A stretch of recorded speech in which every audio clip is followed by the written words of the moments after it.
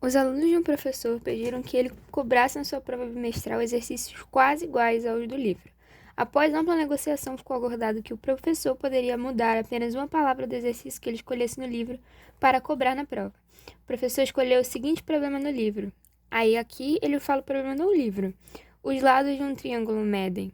Os lados de um triângulo medem 3x, 4x e 5x. Seu perímetro em centímetros mede 3 mais raiz de 3 mais raiz de 6. Quanto mede seu menor lado?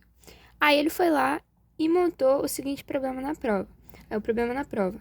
Os ângulos de um triângulo medem 3x, 4x e 5x. E seu perímetro em centímetros mede 3 mais raiz de 3 mais raiz de 6. Quanto mede o seu menor lado? Ao perceber que, mesmo trocando apenas uma palavra do enunciado, o problema havia ficado muito mais complicado, um aluno ainda pediu uma dica, e o professor sugeriu que ele traçasse a altura relativa ao maior lado. A resposta correta em centímetros do problema da prova é... O que ele quer, então, nessa questão? Ele quer quanto mede o menor lado desse triângulo cujos dados estão apresentados nesse problema da prova que o professor apresentou aos seus alunos. Aí, beleza. Uma abordagem desse problema pode ser descrita na figura acima. Olha aqui que eu fiz. Tem esse triângulo, tem 5x, 4x e 3x, os ângulos que ele deu no enunciado. E aí, você pode ter a noção de que a altura relativa ao maior lado é exatamente aquela altura que passa pelo maior ângulo. Então, o maior lado do triângulo está oposto sempre ao maior ângulo que ele possui. Aí, beleza. Sabemos também que a soma desses três ângulos aqui vai dar sempre 180, porque é um triângulo e a soma dos ângulos internos de um triângulo é igual a 180. Fazendo a continha 3x mais 5x mais 4x igual a 180, encontramos que x é igual a 15. A partir disso, a gente consegue substituir esse x em cada um dos ângulos, e a gente em cada um desses 5x, 4x, e encontramos esses valores para esses ângulos aqui.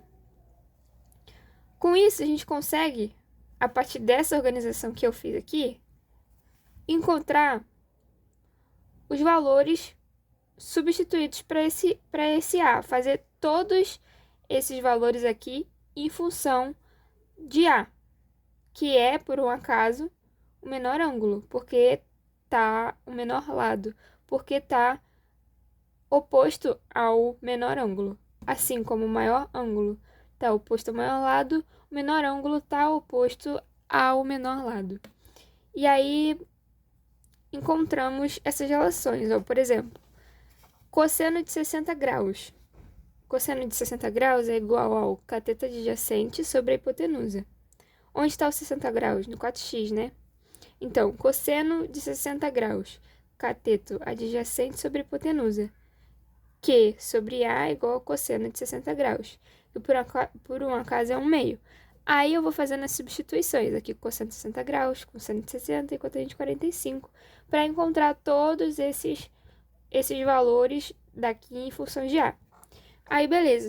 Aí encontramos todos esses daqui. O perímetro é a soma de todos eles. Por um acaso, ele deu o perímetro na questão. Mas, como se fosse, por exemplo, uma prova discursiva, você teria que fazer essa representação aqui, ó. Perímetro, que é 2π, é igual a esse valor todo. 2π porque convencionou-se na matemática, porque existe uma fórmula que não é muito usada, que 2π é igual que P é igual a semiperímetro. Então, 2 vezes o semiperímetro daria o perímetro inteiro. Então, é só uma forma de representação, só para mostrar que a soma de todos esses daqui é igual ao perímetro.